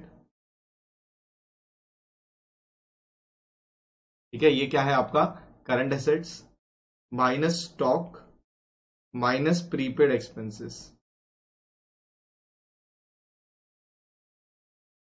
माइनस क्या है prepaid expenses. Current asset minus stock minus prepaid expenses, ये चीजें मैंने यहां पे इस प्रकार लिख ली है। तो मूविंग फॉरवर्ड जरा देखो, करंट एसेट्स कितना आएगा, दैट इज 60,000, माइनस स्टॉक है आपका 10,000, माइनस प्रीपेड एक्सपेंसेस है कितना आपके लिए, that is 4,000। I hope this is clear, ये सारी चीजें क्वेश्चन से ही है। तो 60 माइनस 10 माइनस 40,000, सॉरी माइनस 4,000 है, ये रहा। यहाँ पे चेक कर लीजिए, क्वेश्चन में सारी इंफॉर्मेशन है। प्रीपेड एक्सपेंस ये रहा, स्टॉक की वैल्यू क्या है, और वर्किंग कैपिटल के और करंट एसेट्स की क्या क्या वैल्यू है, ये सारी चीजें आप लोग यहाँ पे देख लीजिए। अब इसको सॉल्व करोगे तो आपको एक ही चीज मिलेगा, दैट इज 46,000। समझ में आया यहां तक? तो ये हो गया आपका 46,000। तो थियरी क्वेश्चन बैंक से आएगा जी, जोगेंद्र कुछ कह नहीं सकते, तो आप टेक्स्ट बुक फॉलो कीजिए, क्योंकि टेक्स्ट बुक फॉलो कीजिए, टेक्स्ट बुक पे ध्यान दीजिए। जी हाँ, टेक्स्ट बुक काफी इंपॉर्टेंट है, टेक्स्ट बुक के हिसाब से आप सॉल्व करना। तो ये आपको सारा चीज ध्यान रखना है। तो अब देखते हैं नेक्स्ट क्या है, क्विक लाइबिलिटीज क्या क्या होगी। तो देयरफॉर क्विक लाइबिलिटीज, ये सब विषय एकदम क्लियर 100%, क्या बात है। तो यहाँ पे क्विक लाइबिलिटीज के लिए फॉर्मूला हो जाएगा current assets minus working capital,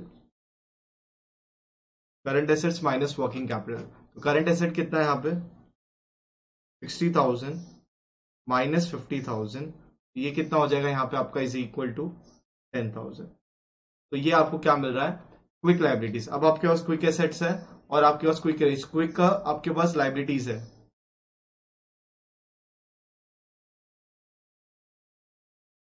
sir सब टिप्स देते हैं उन्होंने जिन्होंने कुछ नहीं किया।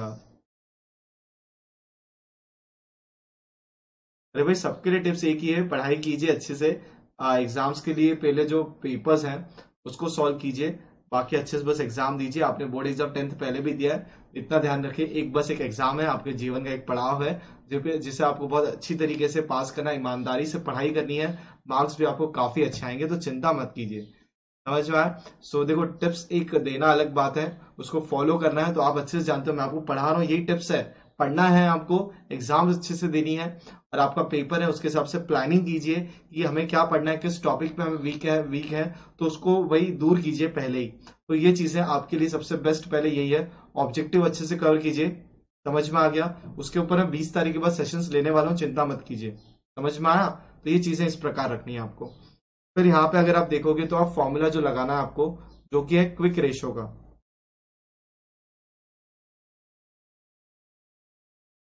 इज इक्वल टू जी हाँ। तो quick asset upon quick liabilities, quick assets upon quick liability. जी हाँ। तो क्विक एसेट्स कितना है भैया, 46,000। और यहाँ पे क्या आपका क्विक लाइबिलिटी कितना है, लेट्स क्रैक इट, एकदम सही बात। अब ये कितना है यहाँ पे क्विक लाइबिलिटी, दैट इज 10,000। वही यहाँ पे इसको कैंसिलेशन कीजिए, आपको 4.6:1 आंसर मिलेगा। समझ में आया, आया ना। 46/10 तो यह पॉइंट पर चला जाएगा ना। तो इस तरीके से आपको ये सारी चीजें ध्यान रखनी है। तो इसके ऑप्शन में भाई सारी चीजें इजी है। अब ये देखो एंड तक स्टूडेंट पहुंच ही नहीं पाता है तो ये चीजें छोड़ देता है, ये भी इजी है। तो आप डेप्थ ऑफ अ पार्टनर अच्छे से अटेम्प्ट कीजिएगा, क्योंकि फुल फ्लेज सम है वो, समझ में आया, तो वही बेटर रहेगा। लेकिन ये चीजें सीख के रखिए। तो ये भी अगर बाई चांस उस दिन वो सम आपको उससे नहीं हो पा रहा है, समय नहीं रहा, जैसे समय तो ज्यादा आपको और एक्स्ट्रा टाइम मिल ही रहा है, तो वो ऑप्शन भी नहीं होना चाहिए। तो आप देखिए एग्जाम में क्या आपको करना है, ये आपकी प्रिपरेशन के हिसाब से आप सिलेक्ट कर सकते हो। चलिए लास्ट सम लेते हैं for the day, quick ratio. इससे हमारा सारा का सारा काम कंप्लीट होगा। क्विक रेशो जहां पे आपको मैंने अभी ऑलरेडी थोड़ी देर पहले फॉर्मूला बताया है। तो करंट एसेट्स पहले तो हमें चाहिए, क्विक एसेट चाहिए, फिर आपको चाहिए क्विक लाइबिलिटी, उसके बाद आप क्विक रेशो लगा के आप सॉल्व कर लोगे फॉर्मूला। तो यहाँ पे करंट लाइबिलिटी है, बैंक ओवरड्राफ्ट है, वर्किंग कैपिटल है, इन्वेंट्री है, कैलकुलेट करने को कहा गया है हमें क्विक रेशो। तो आ जाइए यहाँ पे। तो सबसे पहले लेते हैं करंट एसेट्स,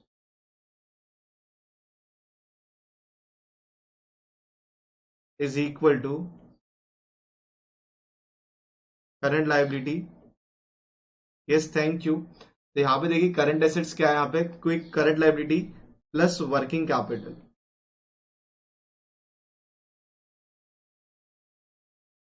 करंट लाइबिलिटी कितना जरा देखिए, 1,50,000 प्लस वर्किंग कैपिटल कितना है, 4 लाख। यहाँ पे लिख दिया हमने, क्वेश्चन से उठाया 1,50,000, और यहाँ पे कितना है, ये रहा 4 लाख। समझ में आ गया। तो करंट लाइबिलिटी इससे हमें मिल जाएगा। अब यहाँ पे इसको सॉल्व करोगे तो क्या मिलेगा, 5,50,000। ये सब नए नए फॉर्मुलाज आपको दिख रहे हैं, करंट एसेट्स क्या इससे इक्वल होता है, जी हाँ। तो ये चीजें ध्यान दीजिएगा। उसके बाद नेक्स्ट है आपका क्विक एसेट। क्विक एसेट आपका आ जाएगा करंट एसेट्स माइनस इन्वेंटरी। तो क्विक एसेट कितना है, तो जल्दी बताओ, 1,50,000 माइनस इन्वेंट्री कितना है, चेक कीजिए जरा, that is 1 lakh.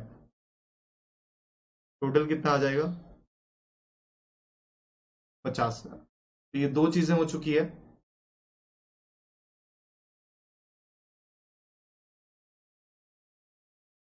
1 minute, inventory 50 है,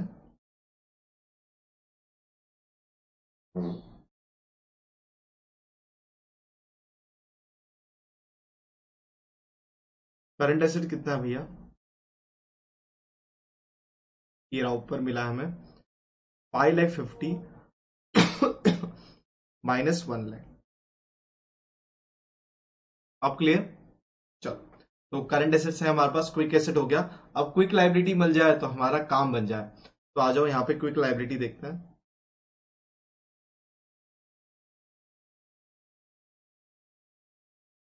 क्विक लाइबिलिटी कितना है, ये रहा, that is current assets, sorry current liabilities minus bank overdraft. तो करंट लाइबिलिटी कितना है यहाँ पे, 1,50,000 माइनस बैंक ओवरड्राफ्ट कितना है, ये रहा, दैट इज कितना, 50,000। यहाँ पे क्या है आपका करंट लाइबिलिटी। तो -50,000 ये रहा, तो ये टोटल कितना मिलेगा आपको, 1 लाख रुपी। तो अल्टीमेटली क्विक रेशियो क्या है, इज इक्वल टू, जरा चेक करो वही, current asset, sorry quick asset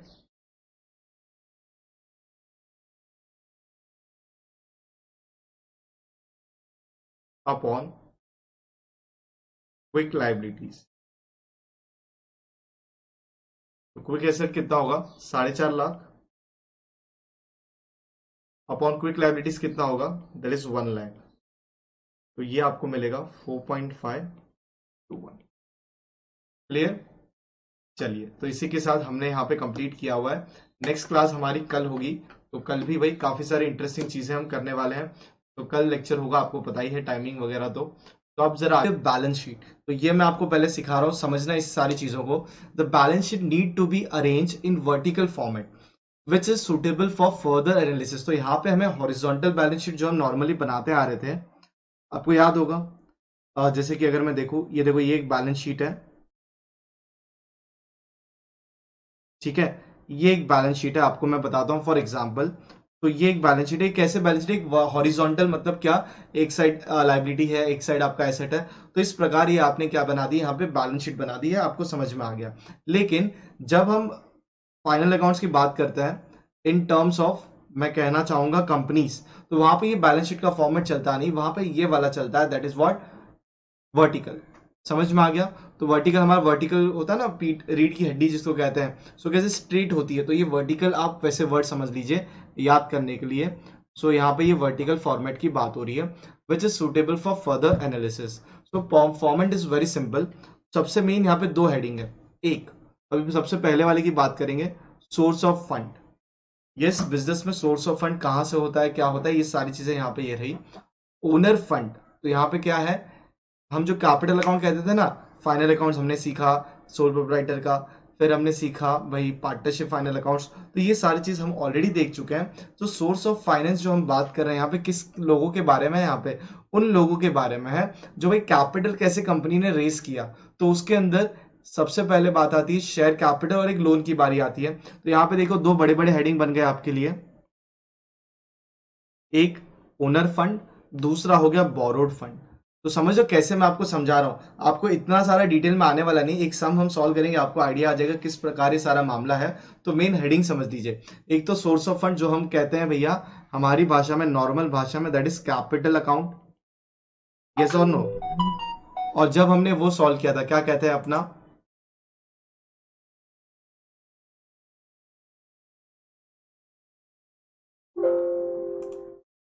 ठीक है।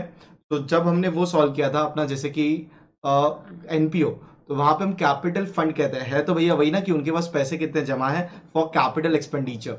सो ये सारी चीजें हैं इस प्रकार। सो आगे देखो, शेयर कैपिटल हो चुका है, equity share capital, preference share capital, ये सारी चीजें हमने यहाँ पे बना ली। अब नेक्स्ट ईयर आपका एड रिजर्व्स एंड सरप्लस। तो ये भाई क्या चीज है, मैं आपको डिटेल में बताता हूँ अभी। दो चीज, शेयर कैपिटल, बोरोड फंड, समझ में आ गया सर। अब आगे देखो, share capital, equity share capital, preference share capital, ये दो चीजें हो गई। इक्विटी शेयर नॉर्मल भैया, और प्रेफरेंस शेयर तो शेयर नहीं ना, और है कैपिटल, बिजनेस में पैसा आ रहा है, तो ये हो गया। फिर रिजर्व्स एंड सरप्लस, जो कंपनी ने कमाया है over a period of time, तो वो आपका रिजर्व एंड सरप्लस में कहलाएगा। उसके बाद profit and loss account, general reserve, security premium, जब शेयर इशू करते थे, याद आ रहा है, इशू ऑफ शेयर चैप्टर, तो ये भाई वही चीज है। तो ये सारी चीजें आपको इस प्रकार ध्यान रखनी है। उसके बाद कोई भी फिक्टिशियस एसेट्स होता है उसको आपको कर देना है लेस। फिर बोरोड में तो भैया बैंक लोन और डिबेंचर, तो ये आपका सोर्स ऑफ फंड हो चुका है।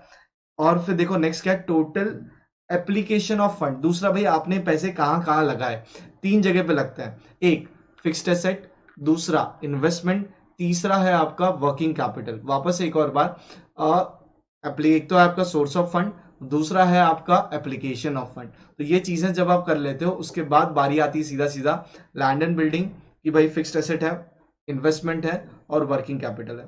तो प्लीज ये चीजें देख लीजिए, किसी को कुछ भी डाउट हो तो मुझे कह दीजिएगा। आई hope this is clear. Yes, understood, सबको समझ में आ गया, आया ना? चलिए, क्या बात है। Yes Tanay, clear, everything is fine. तो ये सारी चीजें आपको नोट डाउन करनी है। चल, फिर इन्वेस्टमेंट, मेन बड़ा क्लासिफिकेशन ये है।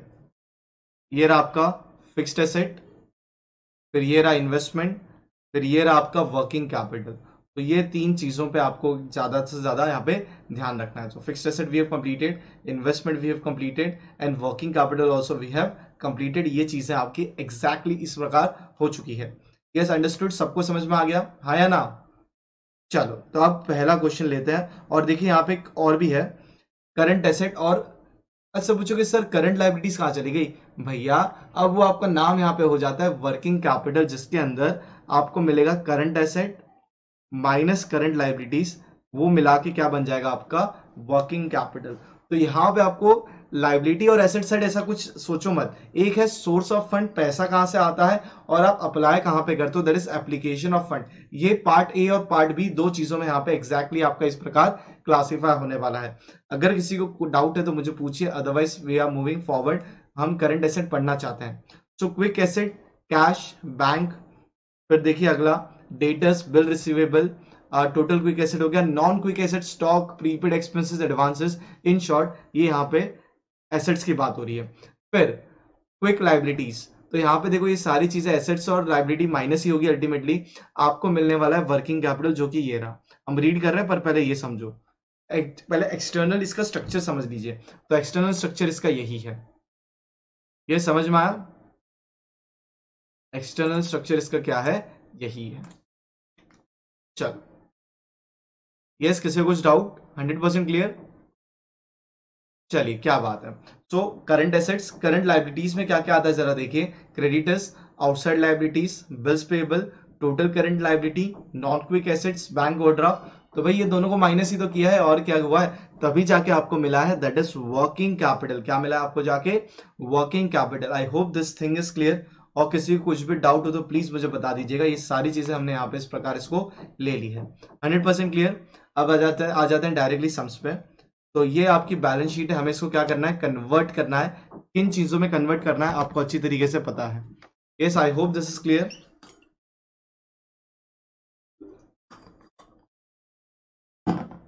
चलो, so liabilities, capital, reserves, 12% loan, सारी चीजें चिंता मत कीजिए।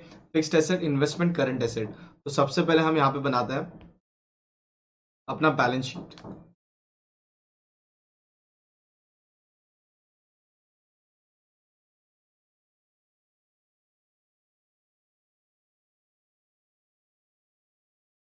Yes Priyesha, hello, welcome to the class.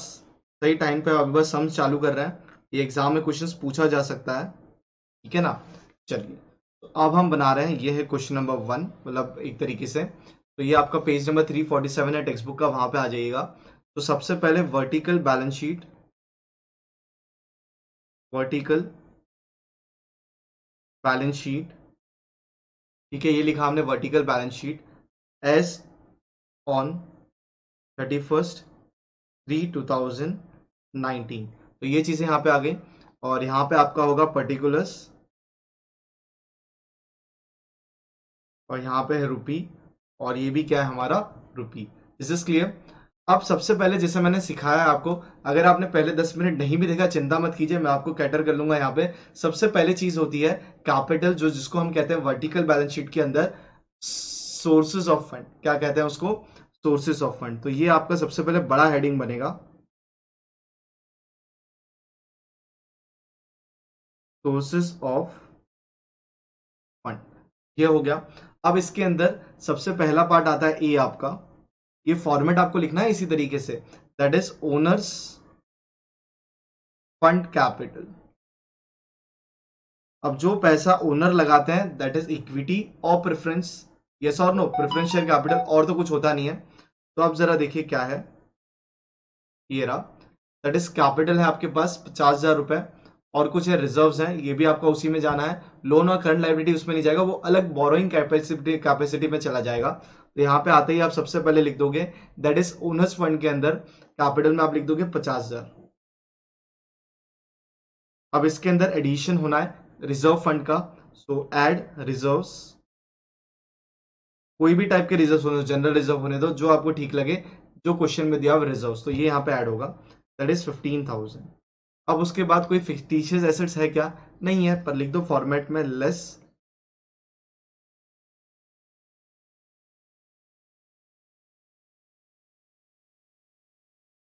ये प्रीशियस। समझ में आ रहा है तनय?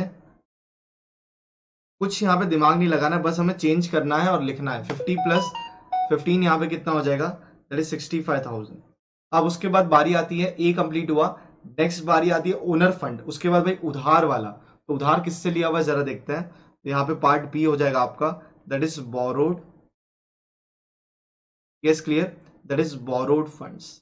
बोरोड फंड्स यहाँ पे आ गया। A part owner fund, that is खुद का पैसा, रिजर्व जो over a period of time बनाया हुआ है उसमें से कुछ चीजें आपको लेस करनी है, वो चीजें लेस हो जाएगी। उसके बाद पार्ट बी आता है उधार वाला पैसा। तो ये चीजें सोर्स ऑफ फंड, हमने ये पैसा कहाँ से सोर्स किया हुआ है, या तो खुद का पैसा या तो उधार, दो ही तरीका है। तो दोनों चीजें यहाँ पे लिख ली। अब बोरोड फंड में कुछ है क्या क्वेश्चन में, देखो ये चीजें हो चुकी है, ये ले लिया। जी हाँ, दैट इज 12% लोन। वो कितना है भैया, 30,000 रुपया। तो आइए लिखते हैं यहाँ पे, दैट इज बोरोड का फंड के अंदर हमने लिख दिया दैट इज 12% लोन। कितना है ये लोन जी, 30,000 रुपया ये क्या है, लोन है आपका। तो 30,000 यहाँ पे मैंने लोन लिख लिया। आई होप आपको ये सारी चीजें समझ में आ चुकी है, अंडरस्टूड। अब पूछोगे sir current assets current liability वो आपको कहाँ पे जाएगा, अलग तरीके से लिखना, वो यहाँ पे आने वाला नहीं है, वो वर्किंग कैपिटल में जाना है। तो करंट एसेट करंट लायबिलिटी को साइड में ले लो, वो दोनों की जोड़ी बना लो। और यहाँ पे अगर आप देखोगे तो क्या चीजें आती है आपकी, लायबिलिटी, मतलब उसके अंदर भी आप लायबिलिटी एसेट भी नहीं लिखते हो। Part a source of fund, भाई पैसे कहाँ से आ रहे हैं, और पार्ट बी पैसे कहाँ जा रहे हैं, समझ में आ गया। सो ये सारी चीजें।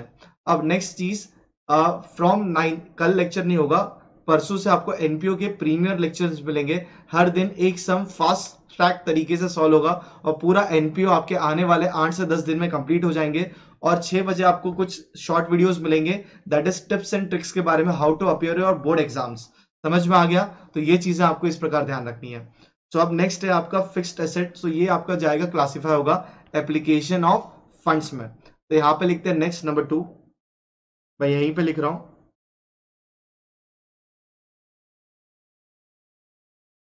That is application of funds.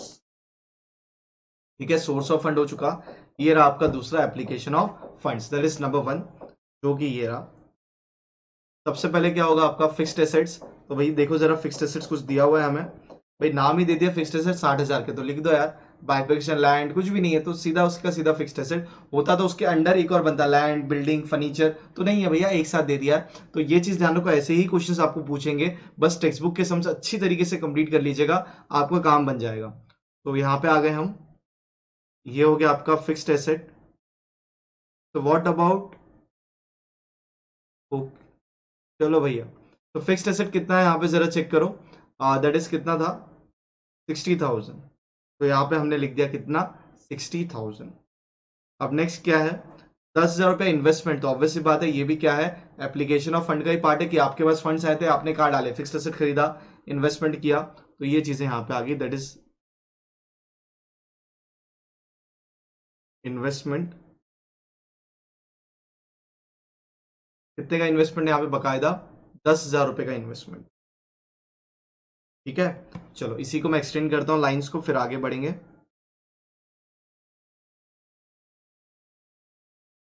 ठीक है, तो we have completed with this. अब बारी आती करंट एसेट्स और करंट लायबिलिटी। चल, यस आदर्श, हेलो हाय। ये क्वेश्चंस एग्जाम में पूछा जाएगा, याद रखना, लेकिन ऑप्शनल है, तो अभी आपके ऊपर है आपको क्या करना है। मेरे हिसाब से जो सम्स कीजिएगा, ये चैप्टर को अवॉइड कीजिएगा, बिकॉज आपको पूरे मार्क्स सॉल्व करना है। लेकिन बाई चांस नहीं आ रहा, मैं तो कहता हूँ दोनों कर देना, टाइम अगर हो तो। ठीक है, चल, सो यहाँ पे अब आ जाएगा हमारे पास। अब बारी आती वर्किंग कैपिटल की। सो वर्किंग कैपिटल ढूंढते हैं,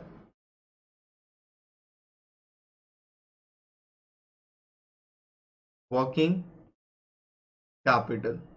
ठीक है, सो वर्किंग कैपिटल के रूप में क्या है, एक तो current asset minus current liability. तो यहाँ पे आ गया current assets, yes or no. तो ये रहा आपका करंट एसेट। कितना है भाई करंट एसेट, जरा देख लो, 55,000 का यहाँ पे करंट एसेट्स है। फिक्स्ड एसेट हमने ले लिया, इन्वेस्टमेंट हमने ले लिया, करंट एसेट ये रहा, दैट इज 55,000। अब इस करंट एसेट्स में माइनस करते हैं, क्या माइनस करें बताइए, करंट एसेट लिख लिया हमने, यस और नो। अब माइनस करते हैं, दैट इज करंट लायबिलिटीज।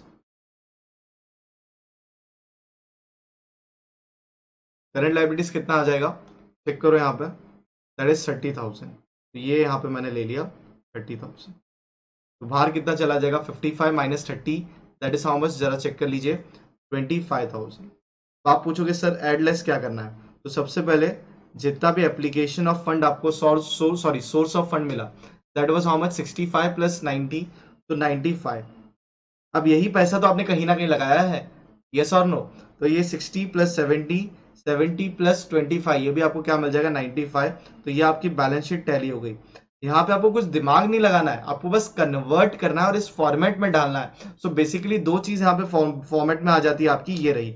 एक सबसे पहले सोर्सेज ऑफ फंड आ गया, दूसरा आपका आ जाता है एप्लीकेशन ऑफ फंड आ जाता है। तो ये दो चीजों को बस आपको अच्छी तरीके से डालना है। और तीसरा अगर मैं पार्ट कहूं तो ये वर्किंग कैपिटल आ जाता है। Working capital is nothing but ये है आपका current asset minus current liability. I hope ये सारी चीजें आपको समझ में आ गई। इसे आराम से सॉल्व कीजिए, कंप्लीट करो, फिर एक और सम मैं आपके साथ करता हूं, फिर इस लेक्चर को कंक्लूड करेंगे और चैप्टर को भी इसी तरीके से कंक्लूड कर देंगे। हाँ, और भी कुछ रेशियोज के फॉर्मूला से वो आप अपने एंड पे कंप्लीट कीजिएगा। अगर लगा आपको नीड मुझे कह दीजिएगा, मैं एक और सेशन आपके लिए ले लूंगा। लेकिन परसों से आपके लिए एनपीओ चालू हो रहा है और फिर बाद में डिसोल्यूशन और भी कुछ करेंगे और फिर मैराथन सेशंस भी आपके लिए लिए जाने वाले हैं। I hope this is clear and understood. चलो भाई, तो ये चीजें हमने ले ली। Convert the following balance sheet into vertical balance sheet, ये रहा आपके लिए सारा का सारा मामला। चलो,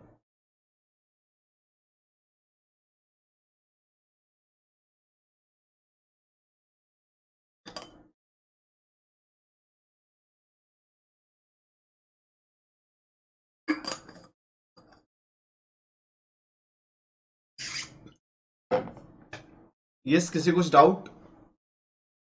चलो भैया, एकदम सिंपल है यार, एग्जाम में आया तो छोड़ना मत, करके जरूर आना। आई hope this is clear, is this perfectly fine? चलो भैया, तो आगे बढ़ते हैं, नेक्स्ट क्वेश्चन लेते हैं। Convert the following balance sheet into vertical balance sheet, ये रहा आपके लिए question. Balance sheet as on 31 March 2020, liability ये रही, एसेट्स ये रहा। Capital 80,000, reserve and surplus 12% loan है करंट लाइबिलिटी से। तो अब आपको अंदाजा लग चुका है कहां से क्या जाना है। यहाँ पे फिक्स्ड एसेट है, इन्वेस्टमेंट है और करंट एसेट्स है। एकदम बेसिक क्वेश्चन है। तो चलो स्टार्ट करते हैं और कंप्लीट करते हैं इसको। पहले रूलिंग करने दीजिए।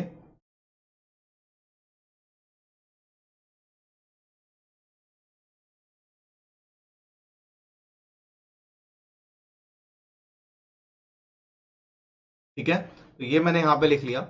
अब नेक्स्ट क्वेश्चन ये रहा आपके लिए, ध्यान से देखिएगा सारी चीजें।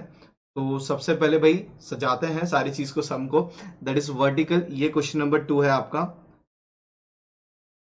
वर्टिकल बैलेंस शीट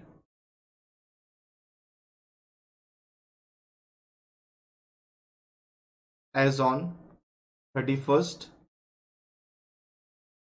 मार्च 2020। समझ में आया? जी भाई, एडमिशन अच्छे से हो चुका है तो रिटायरमेंट डेट सारा सिमिलर है, तो वो काफी आसान है। ये आपको अपने पॉइंट ऑफ व्यू से देखना है कि कौन सा इजी है कौन सा हार्ड है। बाकी अगर ये क्वेश्चन ऐसा आता है, आपको पता है आपको पूरे मार्क्स मिलेंगे, तो ये कर लीजिएगा। समझ में आ गया? तो इसके बाद और दो क्वेश्चन है वो अपने एंड पे, लेकिन फिर इसमें से कुछ भी छोड़ना मत। नहीं तो क्या होता है, आप ना ये भी करोगे ना वो भी करोगे, भगवान भरोसे जाओगे तो भाई हो गया काम खत्म। ऐसे एग्जाम में आपको जाना नहीं है। सो यहाँ पे लिखते हैं पर्टिकुलर्स, फिर यहाँ पे रुपी, और यहाँ पे भी क्या आ जाएगा, rupee. Understood? This is perfectly fine. चलो भैया, तो आगे बढ़ते हैं। ये रहा नंबर 1, दैट इज व्हाट सबसे पहले आता है, सोर्सेज ऑफ फंड। तो ये लिखा मैंने सोर्सेज ऑफ फंड, जिसको हम कहते हैं ओनर्स कैपिटल भी कहते हैं, ओनर्स फंड भी कहते हैं। तो जिसके अंदर सबसे पहले आ गया आपका कैपिटल। तो कैपिटल है कितना, क्वेश्चन में चेक कर लो भाई। 80,000 कैपिटल है, तो 80,000 लिख देते हैं। अब इसे 80,000 में रिजर्व एंड सरप्लस भी आ जाता है, वो भी सोर्स ऑफ इसमें ही है अपना। तो नंबर 2, मतलब ऐड कर लो तो भी चलेगा। That is reserve, that is 20,000। ये आपका टोटल जाना है बाहर 1 लाख। समझ में आ गया? सोर्सेज ऑफ फंड हो गया दो तरीके से, एक तो कैपिटल खुद का, और दूसरा आता है यहाँ पे बोरोड फंड। तो नंबर 2, बोरोड फंड। इस चैप्टर कितने में, 8 मार्क का है प्रीशा, 8 मार्क का है, गेस 8 मार्क का है। तो borrowed fund that is how much, कितना भाई पैसा उधार लिया हुआ है, चेक कीजिए जरा। यहाँ पे पैसा उधार लिया हुआ है 12% लोन के रूप में, दैट इज 24,000। तो यहाँ पे लिखते हैं 12% लोन 24,000। इसके आगे कुछ आना नहीं है, तो इसको भाई एड लेस कर दो, दैट इज 1,24,000। काम खत्म। और ये जो आपको मिला है इसको कहते हैं टोटल फंड्स अवेलेबल। इसको क्या कहेंगे, टोटल फंड्स अवेलेबल। ये अंडरस्टूड? यहां तक समझ में आया? चलो, फिर आगे बढ़ रहे हैं अभी हम।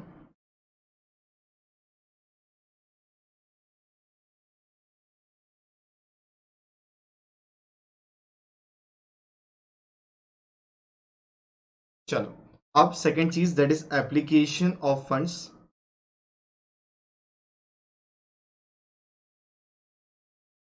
एप्लीकेशन ऑफ फंड्स, क्या क्या चीजें एप्लीकेशन ऑफ फंड में जरा सा देख लीजिए।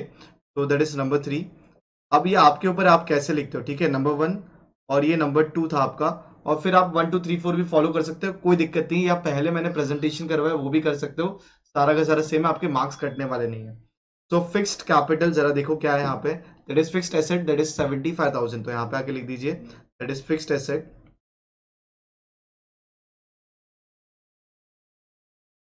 कितना है 75,000, सीधा सीधा ले लिया बाहर। नेक्स्ट है आपके पास इन्वेस्टमेंट, क्या है इन्वेस्टमेंट, दैट इज नंबर 4। तो इन्वेस्टमेंट यहाँ पे लिखा, कितना इन्वेस्टमेंट बताओ जरा देख के, दैट इज योर 20,000। ये चीजें भी हो गई। अब उसके बाद कुछ नहीं बचा, एक तरफ करंट लाइबिलिटी छूटी है और यहाँ पे करंट एसेट छूटा है। ये कहाँ पे जाता है आपको पता है, ये जाता है यहाँ पे आपका वर्किंग कैपिटल के रूप में। तो यहाँ पे आ जाओ भाई, वर्किंग कैपिटल क्या है, ये रहा नंबर 3 4 हो चुका है। उसके बाद बारी आती है number 5, that is working capital, ठीक है। सो वर्किंग कैपिटल ये रहा। सो कितना आएगा वर्किंग कैपिटल चेक कर लो, दैट इज करंट एसेट। जी 10th का सेशन अभी ये मंथ में तो नहीं है, ये मंथ में एंडिंग में 20 तारीख के बाद में थोड़ा बहुत ले लूंगा, ठीक है। सो करंट एसेट्स ये रहा आपके लिए, that is how much 44,000 less current liabilities. मैं लूंगा, चिंता मत कीजिए, आपके लिए वन शॉट रिवीजन लेक्चर्स ले लूंगा मैं। करंट लाइबिलिटीज 15,000 लेस कीजिए, तो कितना जाएगा आपको, 44 में से 1500 माइनस कर दोगे।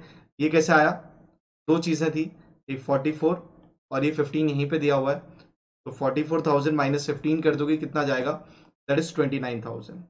अब इसको ऐड कीजिए तो कितना मिलेगा आपको, ये मिल जाएगा 1,24,000। और ये क्या आपका टोटल फंड्स अप्लाइड, ये क्या है आपका टोटल फंड्स अप्लाइड, समझ में आया। तो ये आपको इस प्रकार सारी चीजें ध्यान रखनी है। आई होप आपको ये सारी चीजें समझ में आई है। किसी को कुछ भी डाउट हो तो मुझे बता दीजिएगा, ये सारी चीजें आपके लिए यहाँ पे रख दी गई है। 100% क्लियर, एनी डाउट, किसी को कुछ भी डाउट हो तो प्लीज मुझे बता दो। Yes Harsh Patil, good evening, please ये सेशन देख लीजिएगा, काफी इंपॉर्टेंट, ठीक है। तो अगर आप चाहते हो मुझसे जुड़ के पढ़ना अनअकैडमी पे, तो आप एक कोड यूज कीजिए, दैट इज भाटी 10, और आपको 10% डिस्काउंट मिलेगा, ठीक है। तो प्राइजेस स्टार्ट होते हैं for class 9th and 12th subscription इस प्रकार। और अकेडमी प्लस के क्या क्या बेनिफिट्स हैं, unlimited access to all the courses आपको मिलता है, live classes by India top educator, doubt clearing sessions आपके लिए कवर करते हैं हम, live test series, mock test, mentorship and guidance आपको दिया जाता है continuously, practice tab is available, comprehensive syllabus cover किया जाएगा, एंड सबसे important learn in the language of your choice, जिस लैंग्वेज में आपको पढ़ना है उसमें पढ़िए, and learn any time anywhere, and study material जो है वो आपको पीडीएफ फॉर्मेट में अवेलेबल करवा दिया जाएगा। तो ये सब्सक्रिप्शन प्लान इस प्रकार है, अगर आप 24 मंथ्स के हिसाब से लेक्चर्स लेते हो तो ये प्राइजेस है, और डिस्काउंटेड प्राइजेस आपको अवेलेबल हो जाएंगे ये कोड यूज़ करने पे। और फिर यहाँ पे अगर देखो एसएससी के बैचेस चल रहे हैं 9th के, जहाँ पे फाइनल शॉट 930 डेज का रिवीजन चल रहा है, 10 डिलीवरी इन हिंदी मराठी यहाँ पे आपके लिए कंटिन्यूस बेसिस पे चलती रह रही है, जहाँ पे मैं आपको पोल्स पढ़ा रहा हूँ for class 10th। Then class 12 का यहाँ पे annual question paper solution batch चल रहा है, प्रीवियस ईयर क्वेश्चन का, जिसका भी आप फायदा उठा सकते हैं। तो यहाँ पे यू गेट अ चांस कि अनअकैडमी प्रोडिजी अभी भी एक्सटेंडेड है 27 फेब को, तो इसका फायदा उठाइए। फिर यहाँ पे देखिए मेगा ऑफर चल रहा है, offer for plus subscription for class 9 10 by 12 month, अगर आप करते हो और more get 2 months more extension, तो ये भी आपको फायदा होगा। Flat 10% discount on purchasing plus subscription of any duration, और ये वैलिड है फॉर फर्स्ट 500 सब्सक्राइबर्स। तो ये चीज़ें आपको इस प्रकार नोट करनी है। फिर बक्स बाउंड्री प्रोग्राम के बारे में जानिए, ये अपॉर्चुनिटी आप सारे लर्नर्स के लिए, जिसके तहत अगर आपको कुछ भी गलत लगता है, कुछ भी इनअप्रोप्रिएट लगता है वीडियो में, तो आप बता सकते हैं हमें, and be the first one to report a particular issue to claim your price. तो आपको इसके प्राइसेस भी दिए जाएंगे, and report any inappropriate content using the form in the description. तो कुछ भी आपको गलत लगता है तो आप हमें बताइए, हम उसे इम्प्रूव करेंगे। एंड स्पेशल क्लास के बारे में जो मैं आपको कह रहा था, ये लाइव रियल टाइम इंटरेक्शन होता है using chat and emoji, ask question using question tab, live poll option है क्विज के लिए, poll leadership, compete with your friends, ये सारे ऑप्शंस आपके फ्री क्लास में होता है। फिर यहाँ पे last but not the list, thank you everyone, channel को सब्सक्राइब कीजिए, लाइक कीजिए, जितना होगा उतना शेयर कीजिए एंड बेल आइकन दबाइए, और मिलते हैं अगले लेक्चर में, तब तक ध्यान रखिए।